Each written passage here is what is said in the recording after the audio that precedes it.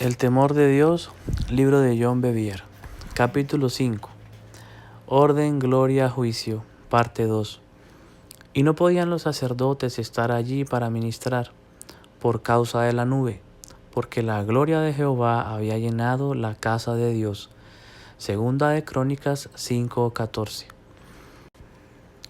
Una vez que el tabernáculo fue levantado, el orden divino fue logrado, tan pronto como cada cosa estuvo ubicada en su lugar. Entonces una nube cubrió el tabernáculo de reunión, y la gloria de Dios llenó el tabernáculo, y no podía Moisés entrar en el tabernáculo de reunión, porque la nube estaba sobre él, y la gloria de Jehová lo llenaba. Éxodo 40, versículos 34 y 35. Después de nuestro debate sobre la gloria de Dios, podemos comprender por qué el amigo de Dios, Moisés, no pudo entrar allí. La gloria de Dios había llenado el tabernáculo. La gloria de Dios manifestada y permanente en Israel trajo una tremenda bendición. En la presencia de Dios hubo provisión, guía, salud y protección. Ningún enemigo podía ponerse delante de Israel. La revelación de su palabra fue abundante. Estuvo también el beneficio de tener la nube de su gloria para cubrir a los hijos de Israel del calor del desierto en el día, así como para proveer tibieza y luz para ellos durante la noche. No faltó nada de lo que ellos necesitaban. Juicio. Previamente, Dios había instruido a Moisés: harás llegar delante de ti a Aarón tu hermano y a sus hijos consigo, de entre los hijos de Israel, para que sean mis sacerdotes, a Aarón y a Nadab, Abiú, Eleazar e Itamar, hijos de Aarón. Éxodo 28:1. Esos hombres fueron apartados y adiestrados para ministrar al Señor y ponerse en la brecha por el pueblo. Sus responsabilidades y parámetros para la adoración fueron esbozados en cada instrucción específica dada por Dios a Moisés. Su capacitación fue parte del orden divino. A través de estas instrucciones y de este adiestramiento, esos hombres llegaron a ser consagrados. Con cada cosa en su lugar, su ministerio comenzó. Lea cuidadosamente qué hicieron dos de esos sacerdotes después que la gloria de Dios llenó el tabernáculo. Nadab y Abiú, hijos de Aarón, tomaron cada uno su incensario y pusieron en ello fuego, sobre el cual pusieron incienso, y ofrecieron delante de Jehová fuego extraño, que él nunca les mandó. Levítico 10:1. Note que Nadab y Abiú ofrecieron un fuego profano delante de la presencia de Dios. Una de las acepciones de profano, según el diccionario Anaya de la lengua, es irreverente con lo sagrado. Eso significa tratar como común a aquello que Dios llama santo o sagrado. Estos dos hombres tomaron los incensarios que habían sido apartados para la adoración del Señor y pusieron en ellos fuego e incienso de su elección, no los prescritos por Dios. Se condujeron sin cuidado con aquello que Dios había llamado santo y mostraron falta de reverencia. Vinieron irrespetuosamente a la presencia de Dios portando una ofrenda inaceptable. Trataron a lo santo como si fuera común. Mire lo que sucedió como resultado. Y salió fuego de delante de Jehová y los quemó, y murieron delante de Jehová. Levítico 10:2. Esos dos hombres fueron instantáneamente juzgados por su irreverencia. Se encontraron con una muerte repentina. Su irreverencia ocurrió después de la manifestación de la gloria de Dios. Aunque ellos eran sacerdotes, no fueron exceptuados de rendir honor a Dios. Pecaron por acercarse a Dios como si fuera algo común. Se habían familiarizado demasiado con su presencia. Ahora, escuche las palabras de Moisés siguiendo a este juicio de Dios. Entonces dijo Moisés a Aarón: esto es lo que habló Jehová, diciendo: en los que a mí se acercan me santificaré, y en presencia de todo el pueblo seré glorificado. Y Aarón cayó. Levítico 10:3. Dios ha sido claro acerca de que la irreverencia puede no sobrevivir delante de su presencia. Dios no puede ser burlado. Hoy no ocurre en forma diferente. Él continúa siendo el mismo santo Dios. No podemos ser admitidos en su presencia con una actitud irrespetuosa. Nadab y Abiú fueron sobrinos de Moisés, pero él sabía que era mejor no cuestionar el juicio divino. Dios era justo. En efecto, Moisés advirtió a Aarón y a los 2 hijos sobrevivientes que no se lamentaran ni llevaran luto para no morir igual que los otros 2. Esto hubiera deshonrado al Señor. Por lo tanto, los cuerpos de Nadab y Abiú fueron sacados fuera del campamento y quemados. Otra vez vemos el patrón de Dios, orden divino, gloria de Dios revelada, luego juicio por la irreverencia. Un nuevo santuario. Unos 500 años más tarde, Salomón, hijo del rey David, comenzó un templo para la presencia de Dios. Fue un emprendimiento grande. El almacenaje de los materiales, la mayoría de los cuales habían sido conseguidos bajo el reino de David, fue enorme.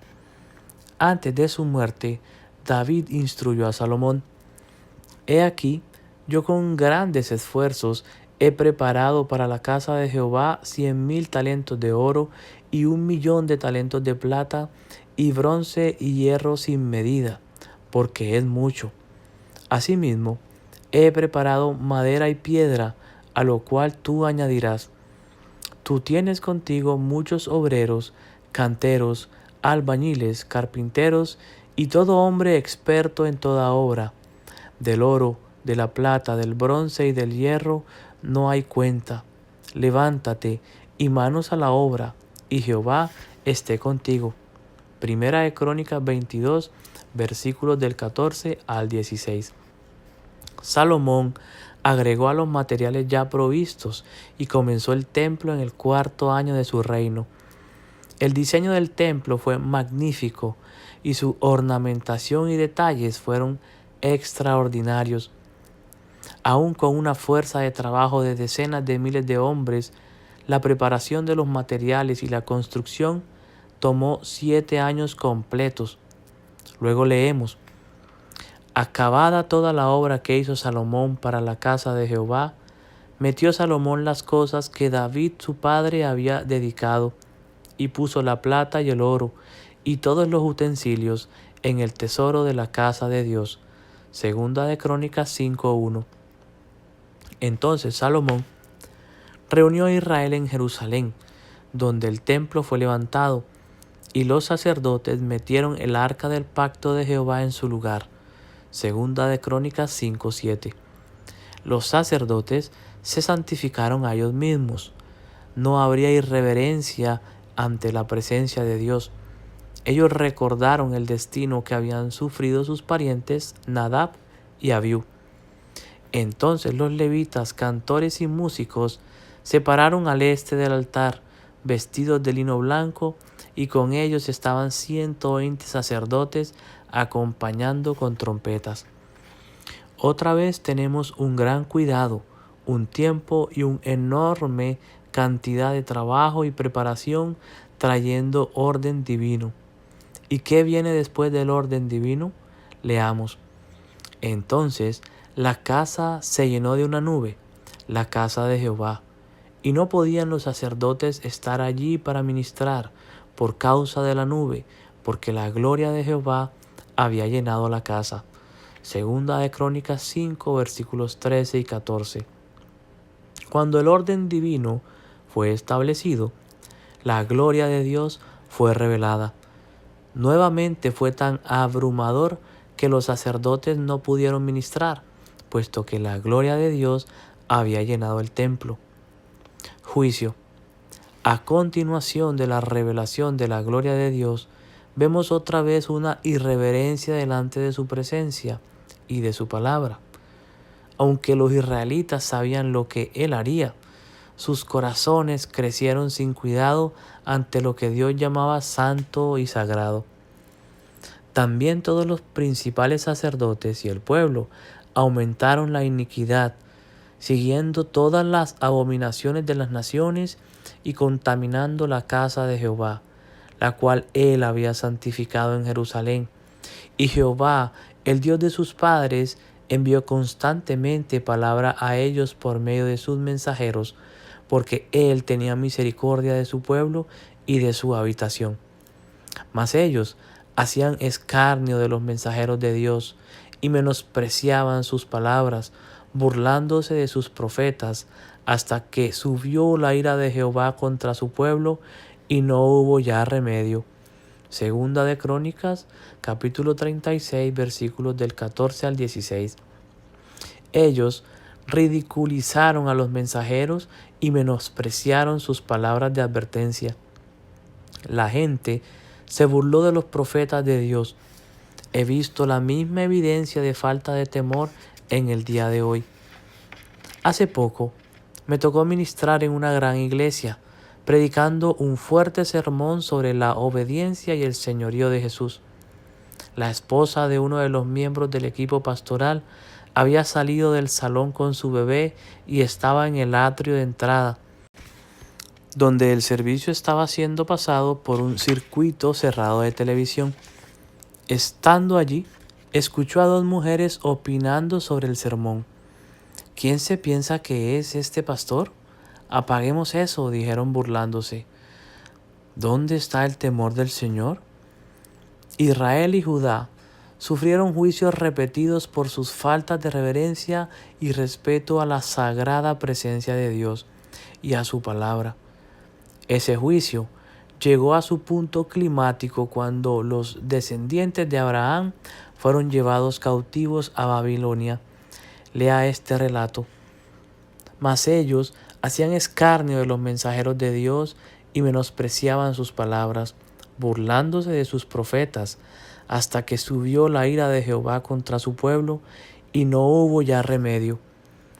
Por lo cual atrajo contra ellos al rey de los caldeos, que mató a espada a sus jóvenes en la casa de su santuario, sin perdonar joven ni doncella, anciano ni decrépito.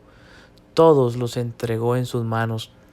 Asimismo, todos los utensilios de la casa de Dios, grandes y chicos, los tesoros de la casa de Jehová y los tesoros de la casa del rey y de sus príncipes, todo lo llevó a Babilonia. Y quemaron la casa de Dios y rompieron el muro de Jerusalén y consumieron a fuego todos sus palacios y destruyeron todos sus objetos deseables. Segunda de Crónicas, capítulo 36, versículos del 16 al 19. Quiero que piense cuidadosamente acerca de lo que voy a decir. Hemos recordado 3 relatos: el jardín, el tabernáculo y el templo. En cada caso, el juicio fue severo. Cada uno resultó en muerte y destrucción. Lo que es más estremecedor es el hecho de que no estamos hablando de gente que nunca hubiera experimentado la gloria de Dios o su presencia. Estos juicios fueron contra aquellos que no solo habían escuchado su palabra, sino que habían caminado en su presencia y experimentado su gloria. Ahora que hemos puesto un fundamento del Antiguo Testamento, sigamos adelante a los días del Nuevo Testamento. Nuevamente descubriremos algunas serias verdades, así como excitantes revelaciones. Amén.